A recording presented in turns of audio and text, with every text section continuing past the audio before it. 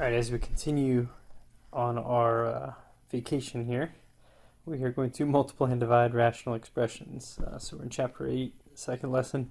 We'll see how things go. So if you can simplify them, then you are ready to multiply and divide them. First thing that we have is which one doesn't belong. So trying to see where you might drop this little light bulb to see what happens. So interested to see your responses there. Alright, but we truly have your answer here in that you did pause, right? You don't want the answer just yet. Okay. So the real answer is that that's a very large pen. We didn't scale that one down. So the real answer is the top one reduces into 1. The bottom left reduces into 1. The top right reduces into 1.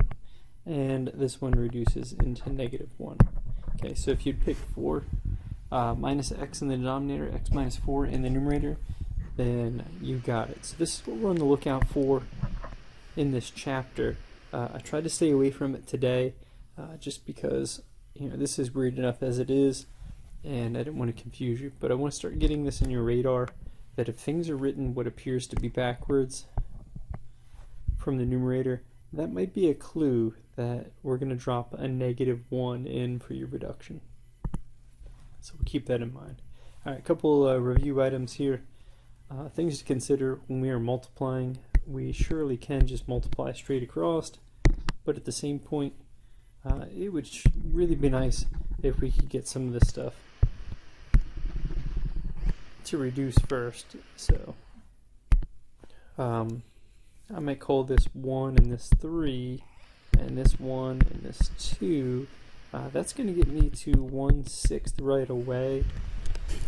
Surely if I wanted to, I could have reduced this and made it 2/7 and 7/12, and then saw my 7s and my 2 to get to 1/6. Either way works. We just want to make sure we're looking to reduce the problem anytime that we can. So when I look at 25 is 5, 10 is 2, 9 is 1, 27 is 3, so this is 5/6. And that's exactly what we're going to work with. We can consider these to be one big fraction, and that's exactly what we're about to do. Okay, so we're going to multiply straight across. That means we're going to take all the stuff and take it like one big old fraction. But before we do that, we're going to factor everything that we can, and we're going to reduce everything possible, because I don't want to put a bunch of stuff back together, and you don't either. Okay, so we're going to start with multiplying. Alright, here's what it looks like. So we get x plus 5, you're going to stay x plus 5. We get 7, x minus 21, there's a GCF. Alright, not a big deal. I get 14x. And what else do we have? Yeah, let's just leave a little break in here so I don't have to use a bunch of parentheses. Okay, so let's put this guy back in here. Alright, and factors of 10. Let's say that that's 2 and 5. So we get plus 5 and a minus 2. Alright, so here's where I want to consider that this is one big fraction. And I'm going to start crossing out things that I can get rid of. So I get an x plus 5 and an x plus 5. That seems to be all with the binomials. I do have some other things happening. I get 14 divided by 7. Okay, so that's going to go away. So the only thing left up top is I had a 2, and on the bottom I have x minus 3 and an x minus 2. Now we can still consider this and talk about domain restrictions as we did in the last section. We have 3, 2, and -5. Okay, so all the things from the denominator, whether they go away or not. Okay, so we're going to try and keep reiterating that in case there's any questions. Other question that usually comes up is, do you need to multiply the denominator back together? No, not for me. If you're taking something that's multiple choice, where it says to make sure you put it back together, do that. But right now we're just trying to make sure we get this first part taken care of first. Alright, so obviously the next thing that happens is now there's no denominator. Oh wait, yeah, there is. Okay, never mind. Easy enough. So let's factor out everything as much as we can. 2m plus 5. Okay, that's 2m plus 5. I get a 3, that's a GCF minus 2. So I'm really hoping I get an m minus 2 up here. So let's see. M and 2, m and 3, that'll make 1. And we need, guess what? We need plus 3. Alright, that looks pretty hunky-dory. We used red for that. Usually that's our Clifford crossing out, but we used it already. So we'll put all this stuff back together. In the numerator, I get 2m plus 5 times m plus 3, and it's over top of a regular 3. Alright, so that's not too shabby. Domain restrictions. X, you are not allowed to be 2. Yep, so that goes way back here. So 2 parts to our answer, just like the last section. Alright, so as you can see, we're just going to have a ton of fun factoring this stuff out. Isn't it fun? The answer is yes. Okay, so 3x squared, we got to go over x plus 2. I get an x plus 2 and an x minus 2. Alright, that's a difference of squares. Okay, so if that's not ringing a bell by now, I really got to review that factoring. Then we got x and x plus 3. Alright, Clifford. Alright, we get an x plus 2, they go away. What else do we have? We have x to the first power here, so we're going to get rid of the square, so we're going to take that one down. And I think that gets us down to our answer. 3x times x minus 2 over top of x plus 3. So that is our simplified answer. X cannot be negative 2, even though we crossed it out, and negative 3. Again, we only care about the things from the denominator as we start to look at those restrictions. Okay, so I know that there is a plus 2 based on the top. Okay, but remember, domain restrictions are only about the denominator. Okay, so it's usually around now that starts to be like, why did we pick that up? Well, that's why. That's why. Alright, what do we got here? A little GCF going on. We're going to factor 36 that adds up. Okay, so just trying to get an idea of where we want to start here. We have GCF 2, x minus 7. I get another GCF of 2, and we get 2x minus 3. Well, before I do anything else, I'm just going to take these 2's out. I'm going to forget about that. You want to gamble? Should we take a gamble here? Do you want to take a gamble that 2x minus 3 has to happen here? 2x minus 3. So that means my factors would have to be 3x and minus 2. Let's see, does that work? So I got negative 9 and negative 4. Alright, well it looks like that worked out pretty well. Now, I say we're going to gamble. I just want to say that these two things have to match. If it didn't match, then I would go through and factor, just like we have been doing. And I can model that here. So we want to do 6 times 6 is 36. If we have factors of 36 that add up to 13 and negative 9 and negative 4. So I'd say 6x squared minus 9x minus 4x plus 6, and then factor by grouping. So we have 3x is the GCF. We're going to get 2x minus 3. I have to get 2x minus 3, so my GCF has to be a negative.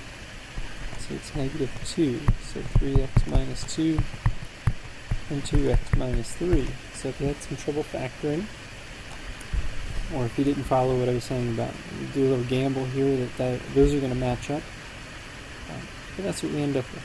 So final answer The only things that aren't crossed out is the x minus 7 times 3x minus 2. It's over 1, so we don't need anything. But I do have some domain restrictions, just that 2x minus 3, so 3 halves. But again, the factoring is most important, and then this is where it's going to get used. Eventually in this chapter we'll talk about graphing it, and this will make a lot more sense. Alright, a few more multiplications. By all means, you can pause this, fast forward, but I'll keep going through them in case you're having any trouble with them. So 2x plus 3. Denominator factors of 12. Looks like we're going to use 4 and 3, plus on the 4, minus on the 3, because we want a positive 1. Okay. Let's get rid of some of that. What else do we have? We have x plus 3 and x minus 3. And in the denominator, we could guess that we're going to use that 2x plus 3 again. So let's just say that that's going to happen. So that means it has to be x plus 1 as my other factor. Again, I've got to double check. 2x and 3x, that gives me 5. Alright, then I know I'm doing pretty good.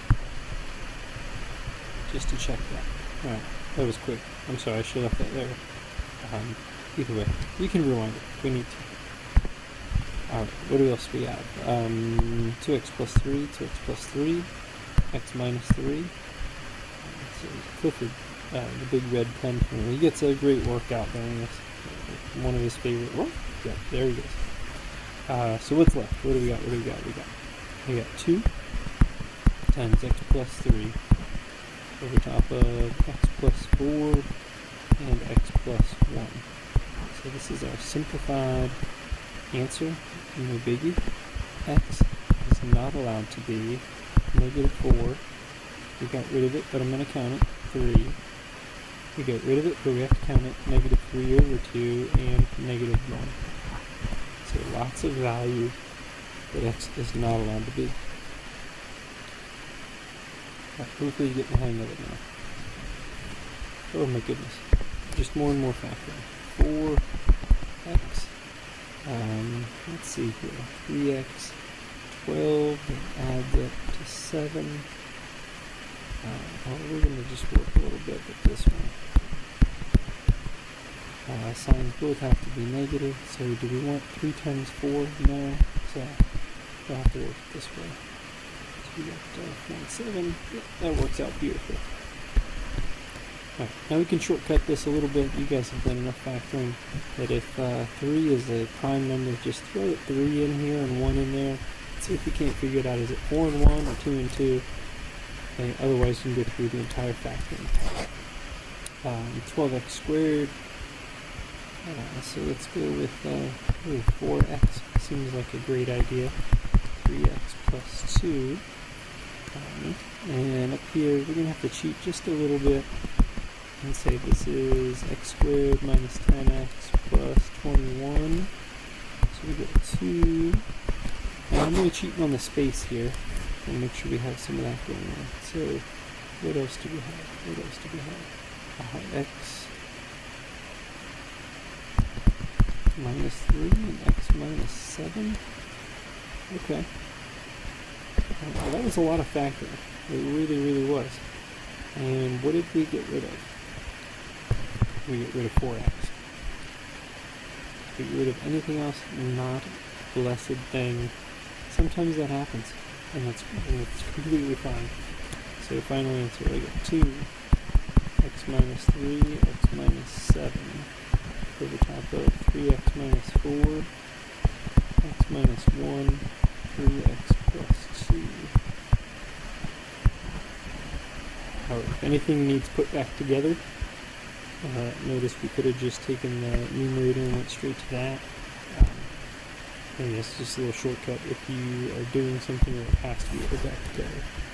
X, you are not allowed to do 4 thirds, positive 1, and negative 2 thirds. And dun, dun, dun, dun, you thought I was going to leave it out, didn't you? 0. 4x has a variable x, so you're going to get a 0 in that one. You're right, I almost forgot about it. Alright, if you're going to draw a picture, go ahead and draw a picture. I'm not going to sit here and draw a picture and have you watch me do it. I'm not a good artist. That's not true. I'm pretty good.